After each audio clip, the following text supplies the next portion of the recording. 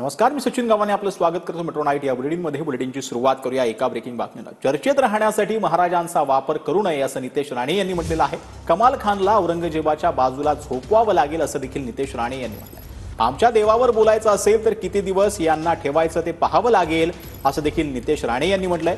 आमचे मुख्यमंत्री या गोष्टी सहन करणार नाहीत असा इशारा देखील नितेश राणेंनी दिला. यादी तरी आम्ही विरोधात आहोत ना. ज्यांना उद्या अगर आम्ही मोहम्मद पैगंबरांबद्दल काय बोललो असतो तर हे लोक मारून टाकण्याची भाषा करतात. घरात घुसून काही लोकांना मारलेलं पण आहे.